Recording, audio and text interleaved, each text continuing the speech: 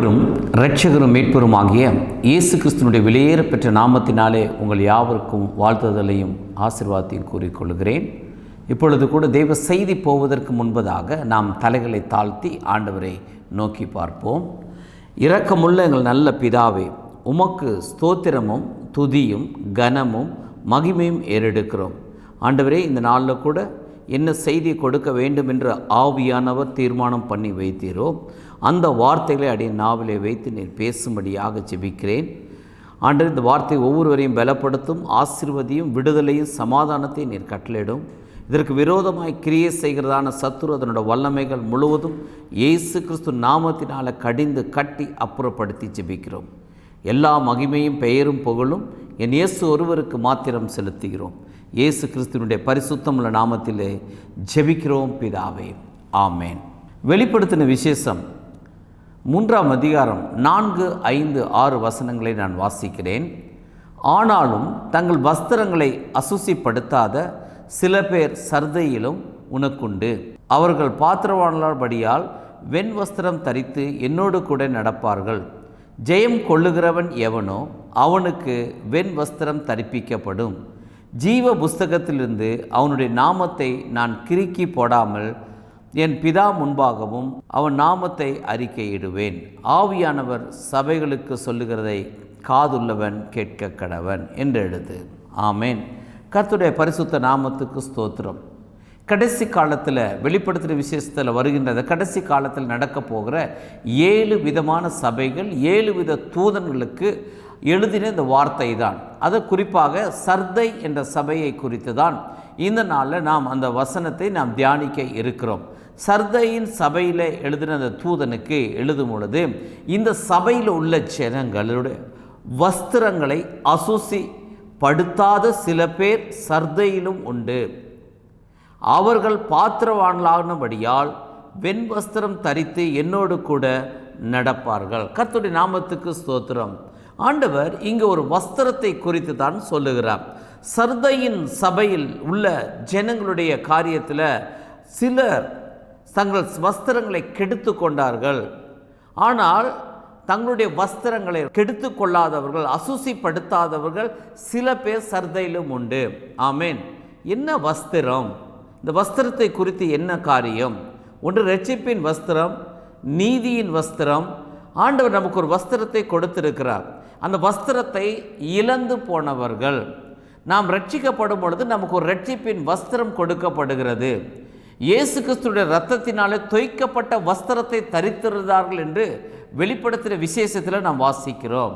இந்த வஸ்திரம் எந்த இடத்துல எப்பொழுதெல்லாம் இழந்து போனார்கள், இழந்து போனதை தேவனாகிய கர்த்தர் எப்படியெல்லாம் நமக்கு கொடுத்து தேவன் நம்மை வழி நடத்தி வருகிறார் என்பதை குறித்து தான் இந்த நாள் தியானிக்க இருக்கிறோம். வஸ்திரம், அந்த வஸ்திரத்தை குறித்து தான் நாம் பேசுகிறோம். கர்த்தருடைய நாமத்துக்கு ஸ்தோத்திரம்.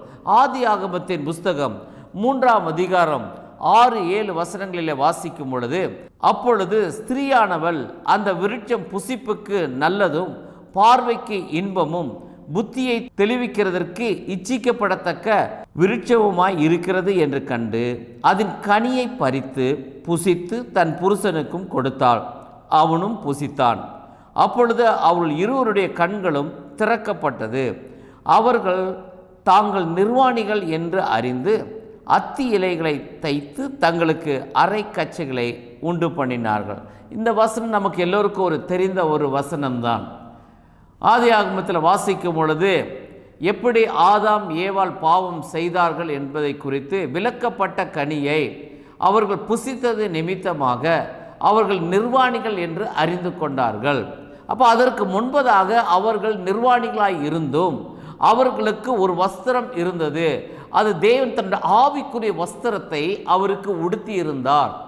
அந்த வஸ்திரத்தை கரைப்படுத்தும்படிதான் சர்ப்பத்தின் ரூபத்திலே வந்த பிசாசு அந்த பாவம் செய்ய வைத்து, அதாவது விலக்கப்பட்ட அந்த கனியை புசிக்க வைத்து, ஏவாள் புசித்தது மாத்திரமல்ல ஆதாமும் புசித்தது நிமித்தமாக அவர்கள் வஸ்திரம் களைந்திருப்பதை அவருடைய கண்கள் திறந்ததனால் கண்டு கொண்டார்கள். அப்பொழுது அவர்களுக்கு தெரிந்த ஒரு வழியிலே அத்தி இலைகளை தைத்து தங்களை மூடிக்கொண்டார்கள் என்று சொல்லி என் வேதம் நமக்கு தெளிவாக சொல்லி இருக்கிறது. அன்பு தேவனுடைய பிள்ளையே, அப்போ தேவன் நம்மை ஒரு வித்தியாசமான காரியத்துக்காக தான் உண்டாக்கினார். தேவனுடைய சாயலாக உண்டாக்கப்பட்ட மனுஷன் தேவனைப் போலவே உண்டாக்கி இருக்கிறார். தேவ பிரசன்னத்தோடு உண்டாக்கி இருக்கிறார். தேவன் தம்முடைய ஆவியை நம் நாசில ஊதின பொழுது அவன் ஜீவ ஆத்துமான தேவனுடைய ஆவிதான் நமக்குள்ளாக இருந்தது. தேவனுடைய பிரசன்னத்தோடு தான் நாம் உண்டாக்கப்பட்டோம். நாம் மண்ணிலிருந்து எடுக்கப்பட்டிருந்தாலும் தேவனுடைய ஆவி இருந்ததினால் தேவனுடைய போலவே தேவனோடு கூட உறவாடிய, தேவனோடு கூட ஐக்கியமாய் இருந்து குளிர்ச்சியான வேளைகளிலே தேவனோடு கூட இந்த பிள்ளைகள் பேசிக்கொண்டு மனமகிழ்ச்சியும் சந்தோஷமாய் இருந்ததை பிசாசுக்கு பிடிக்காமல் அந்த ஏதேன் தோட்டத்துக்குள்ளாக சர்ப்பத்தை ரூபத்தில் உள்ள நுழைந்து ஏவாளை வஞ்சித்து விடுகிறான். அதன் மூலமாக ஆதாமை அவள் வஞ்சித்து விடுகிறாள். அப்பொழுது ஒரு வஸ்திரம் இழந்து போகிறோம். அது ரட்சிப்பின் வஸ்திரம், அது மகிமையின் வஸ்திரமாய் இருக்கிறது. அதனால்தான் தாங்கள் நிர்வாணிகள் என்று அறிந்து கொண்டார்கள். ஆமேன். அந்த வஸ்திரம் என்ன என்றால் அது ஒரு மரணத்தை உண்டாக்குகிறதா இருக்கிறது. தேவனாகிய கர்த்தர் சொல்லுகிறார், இந்த பழத்தை நீ புசிக்கிற நாளிலே சாகவே சாவாய். அந்த பழத்தை புசித்த உடனே மரணம் ஏற்பட்டதா என்றால் ஆவிக்குரிய ஒரு மரணம் உண்டானது. அந்த இடத்துல தேவனோடு கூட உள்ள ஐக்கியம் அவர்களை விட்டு பிரிக்கப்பட்டது. தேவனுடைய மகிமை அவர்கள் இழந்து போனார்கள்.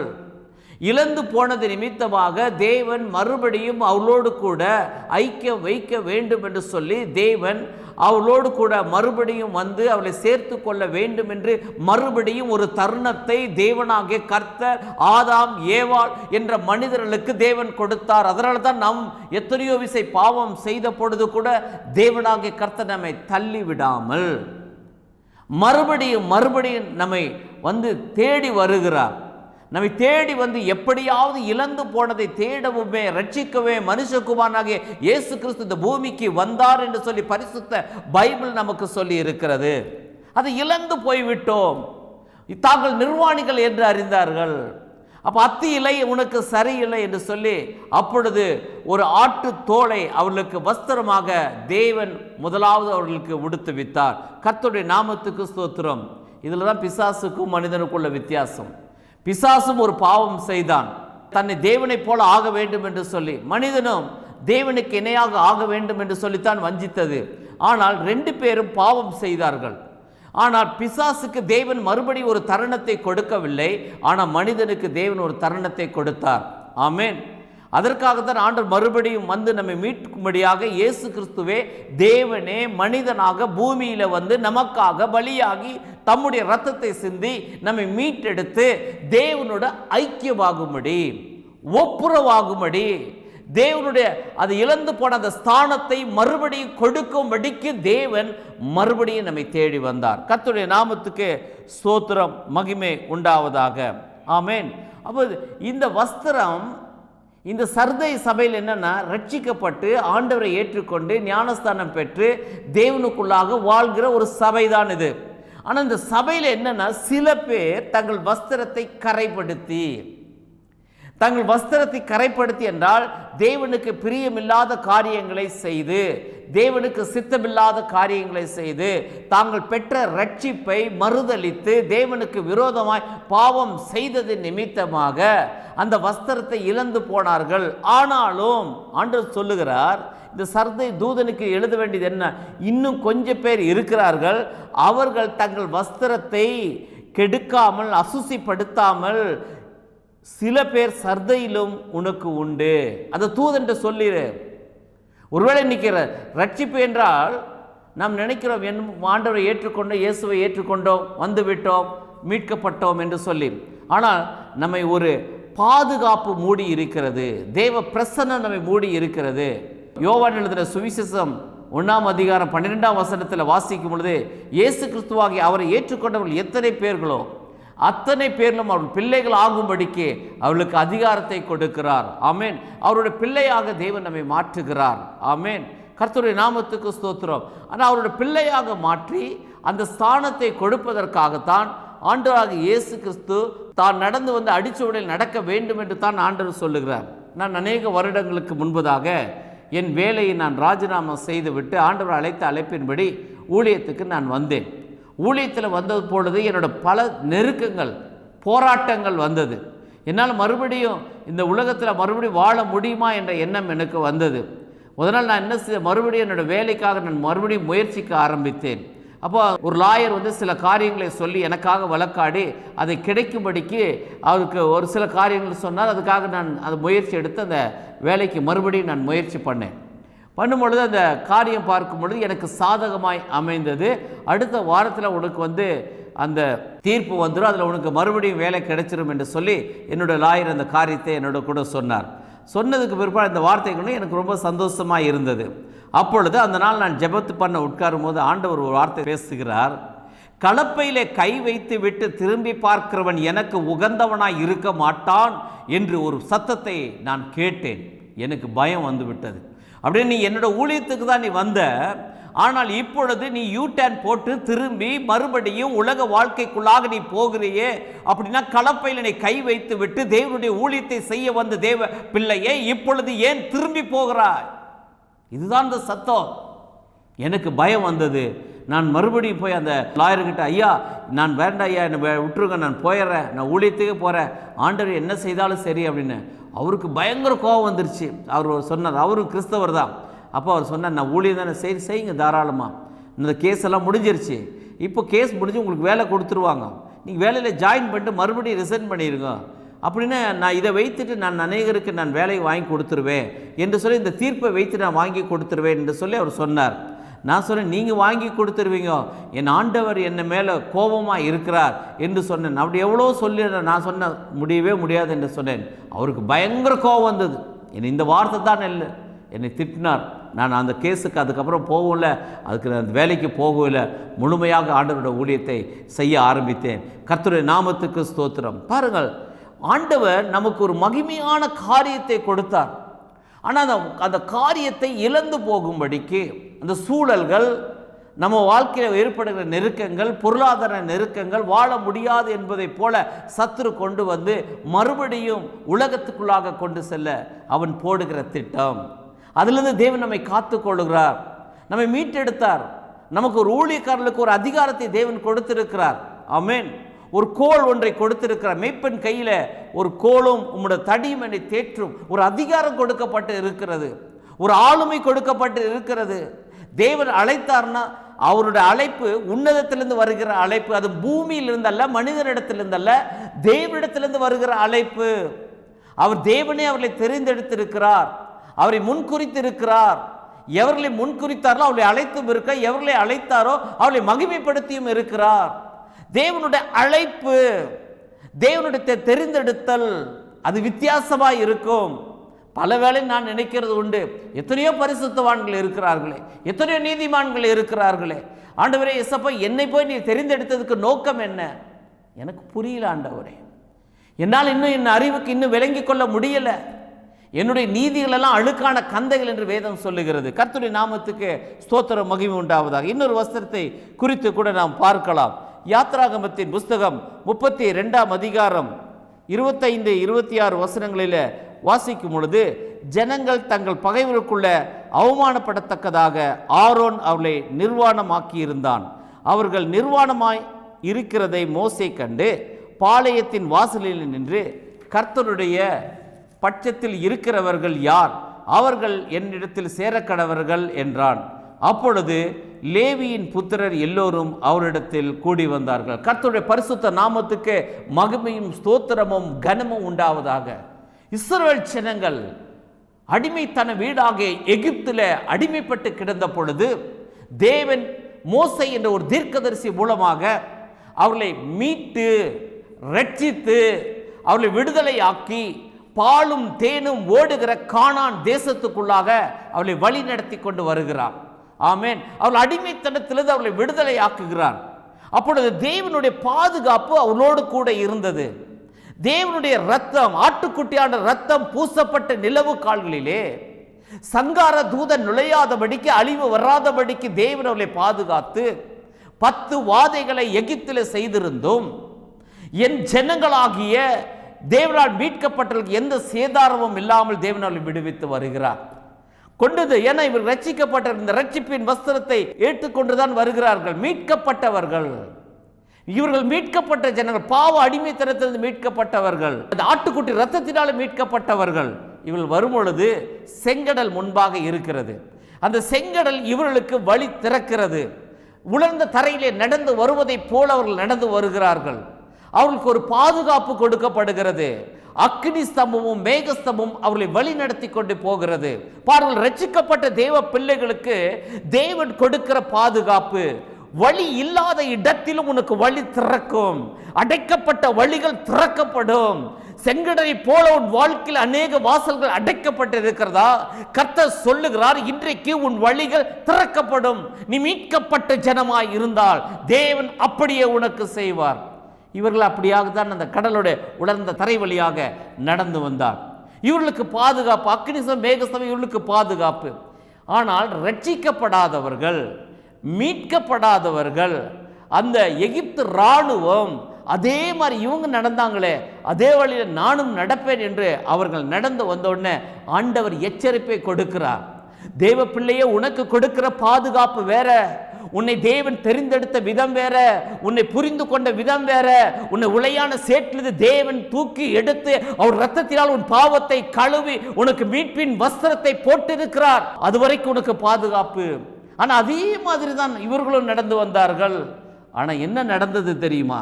இவருடைய சக்கரத்தோட உருளைகள் கலண்டு விழும்படி செய்தார்.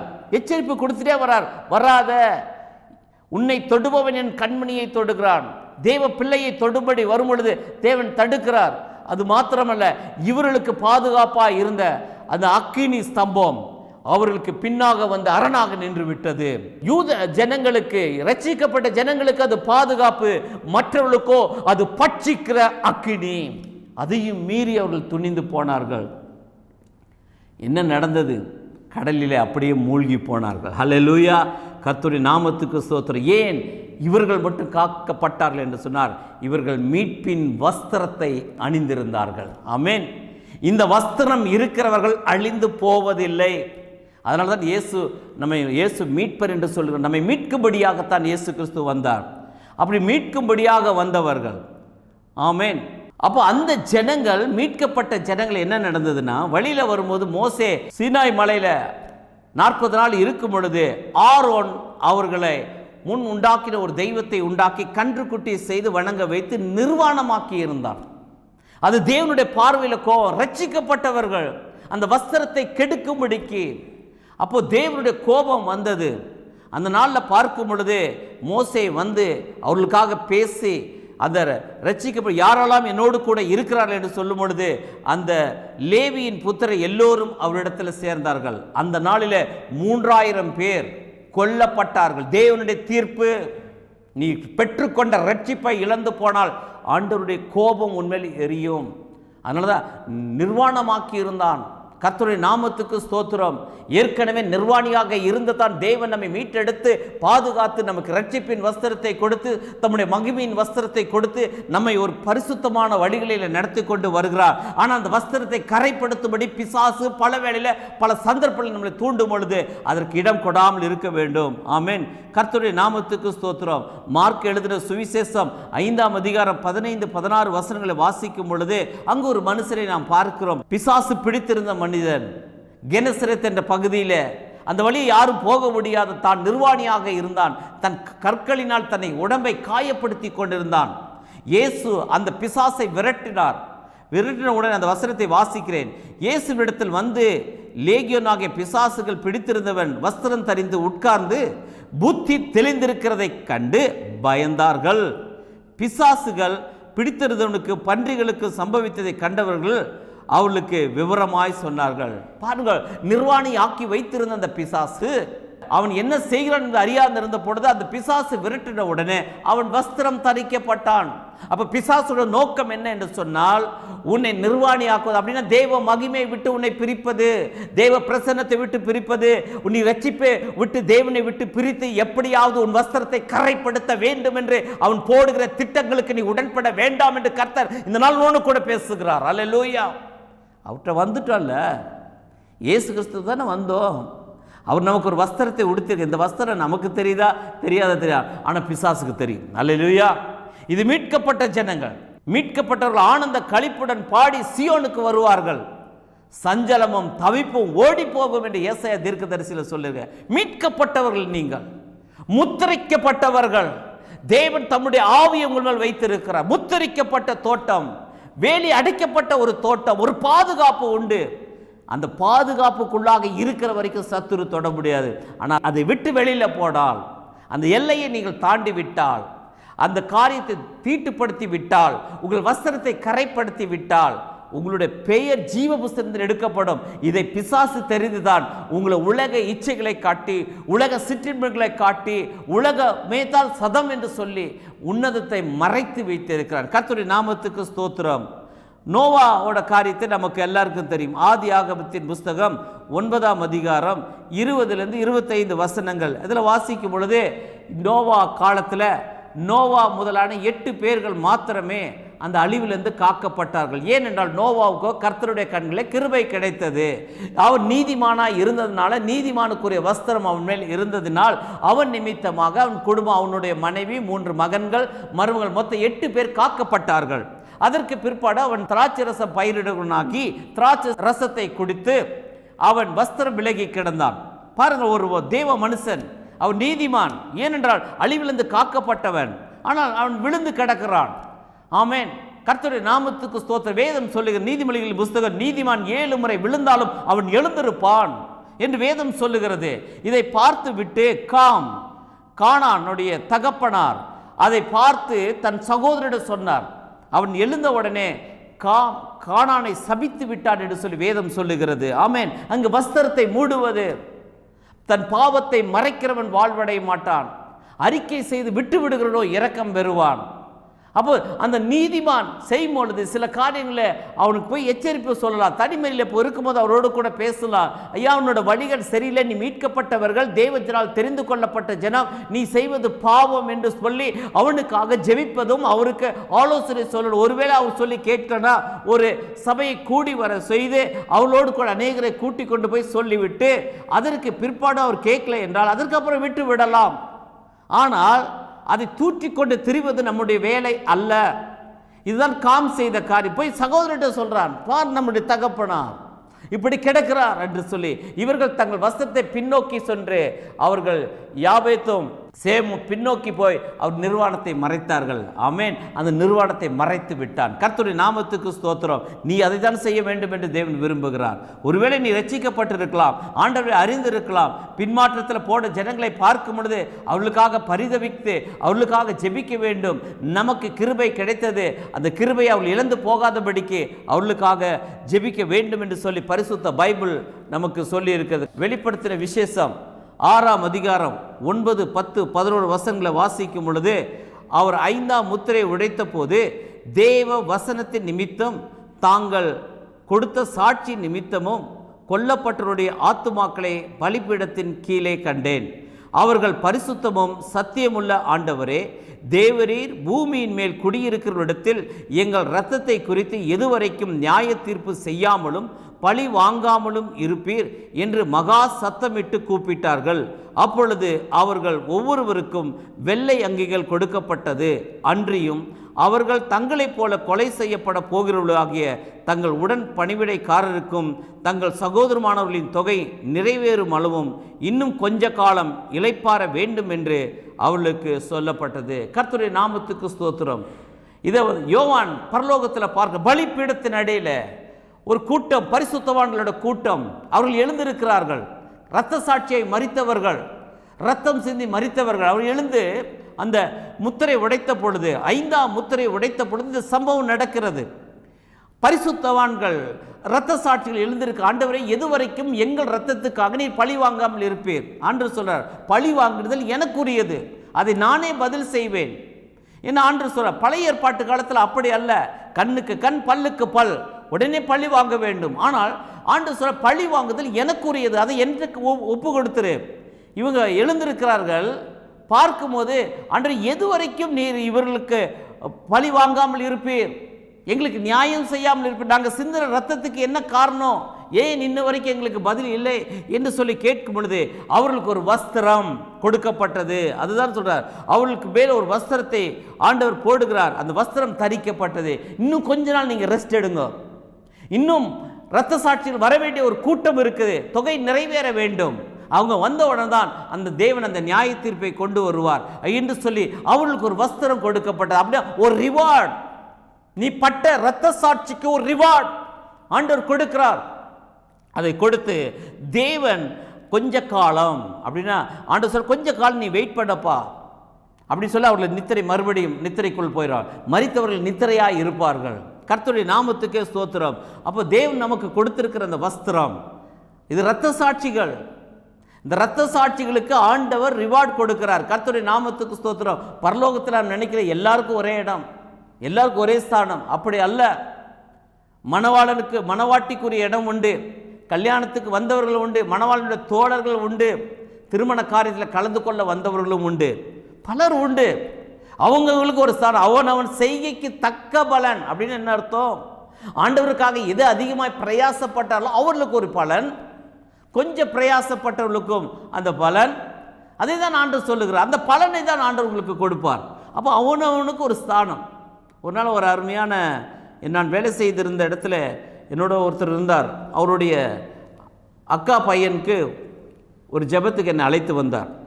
அப்போ அவர் ஒன்றுமோ சொன்ன, நான் சிவில் இன்ஜினியராக நான் படித்திருக்கிறேன், ஒரு வேலைக்காக நான் முயற்சி எடுத்தேன், நல்ல பில்டிங்கெல்லாம் கட்டி சென்னையில் பெரிய அப்பார்ட்மெண்ட்லாம் சேல்ஸ் பண்ணி நல்ல பிஸ்னஸ் ஆகிருந்துச்சு. திடீரென்று பார்த்தால் லோன் கட்ட முடியாமல் நான் திணறி போய் வீட்டில் இருந்த சொத்து எல்லாத்தையும் விற்று கூட கட்ட முடியல, இப்போ நெருக்கத்தில் இருக்கிறேன் என்று சொல்லி அந்த காரியத்துக்காக ஜெபம் பண்ண சொன்னார். நான் அவர் வந்தப்போ நான் ஜெபம் பண்ணேன். ஆண்டவர் ஜெபம் பண்ண ஒரு வார்த்தை சொன்னார், இவர் தெய்வ மனுஷனுக்கு விரோதமாய் ஆண்டவருக்கு இந்த காரியத்தை செய்தபடினால், ஒரு தெய்வ மனுஷனுக்கு விரோதமாய் இவன் பேசினபடினால் இவன் மீது என் கோபம் இருக்கிறது, நான் அவரோட போய் மன்னிப்பு கேட்க சொல்லு என்று சொன்னார். நான் அவரோட சொன்னேன், தம்பி நீ போய் அவர்கிட்ட போய் மன்னிப்பு கேள், நேரடியாக பார்த்து சொல்லு, அவரை குறித்து பல காரியங்களை சொல்லிவிட்டேன் என்று சொல்லி அந்த காரியத்தை சொன்னேன். அவனுக்கு கேட்க மனதில்லை, அது செய்யவே இல்லை. கொஞ்ச நாளுக்கு பிற்பாடு பார்க்கும் பொழுது அவர் சொன்னார், ஒரு சின்ன செய்தி வந்தது, அவன் இறந்து விட்டான் என்று. 37 வயது தான். கர்த்தருடைய நாமத்துக்கு ஸ்தோத்திரம். பாருங்கள், அவர் ஒரு ஊழியக்காரர்களுக்கு விரோதமாக பேசின காரியம். என் அன்பு தேவனுடைய பிள்ளையே, அவர்களுக்கு மீட்கப்பட்டவர்கள். நோவா ஒரு பாவம் செய்தது என்னவோ உண்மைதான். சொல்லுவாங்க நோவா என்ன செஞ்சது சரி, நோவா செய்து சரியா இல்லை தவறா என்பதை குறித்து நான் சொல்ல வரல. ஆனால் தேவ மனுஷர், அதுக்காக தான் ஆண்டவர் சொல்லுகிறார். கர்த்தருடைய நாமத்துக்கு ஸ்தோத்திரம். ஒரே வசனத்தை வாசிப்போம். வெளிப்படுத்தின விசேஷம் 19ஆம் அதிகாரம் 8ஆம் வசனம். சுத்தமும் பிரகாசமான மெல்லிய வஸ்திரம் தரித்து கொள்ளும்படி அவளுக்கு அளிக்கப்பட்டது. அந்த மெல்லிய வஸ்திரம் பரிசுத்தவான்களுடைய நீதியே. ஆமேன். வெளிப்படுத்தின விசேஷத்தில் சொல்லும்போது சொல்லார், ஒரு மெல்லிய வஸ்திரம். ஆமேன். இந்த வஸ்திரம் நம்ம கிளாத் அப்படி கார்மெண்ட் அப்படிலாம் கணக்கு போடக்கூடாது. அது ஒரு மகிமையை குறிக்கிறது, அது ஒரு பாதுகாப்பை கொடுக்கிறது. நாம் தலைகளை தாழ்த்தி ஆண்டவரை நோக்கி பார்ப்போம். இரக்கமுள்ள எங்கள் நல்ல பிதாவே, உம்மை நாங்கள் மனதார துதிக்கிறோம், சோத்தரிக்கிறோம். ஆண்டவரே, எங்களுடைய வஸ்திரம் கரைப்படுத்தாத படிக்கும். சர்தையின் சபையில் நீ எழுதினது போல ரட்சிக்கப்பட்ட பிள்ளைவர்கள், மீட்கப்பட்ட பிள்ளைவர்கள், தேவனுடைய மகிமை பெற்றுக்கொண்டவர்கள் மறுபடியும் பின்மாற்றத்தில் போய் வஸ்திரத்தை கரைப்படுத்தி தங்களுடைய பெயரை ஜீவ புஸ்தகத்தில் கிறுக்கி போடாதபடிக்கு ஒரு எச்சரிப்பின் சத்தத்தை இன்றைக்கு கொடுத்திருக்கிறேன். இன்றைக்கு மனம் திரும்பும்படி, ஆண்டவரிடத்தில் ஒப்புரவாகும்படி, தங்கள் வஸ்திரத்தை இயேசுவோட இரத்தத்தினால் கழுவி பரிசுத்தமாகி இன்று ஐக்கியத்தில் சேரும்படிக்கு தேவனீர் கிருபை பாராட்டும், ஒவ்வொருவரையும் பலப்படுத்தும். துதி கன மகிமை எல்லாம் என் இயேசு ஒருவருக்கு மாத்திர செலுத்துகிறோம். இயேசு கிறிஸ்துவின் நாமத்தில் பிதாவே, ஆமென்.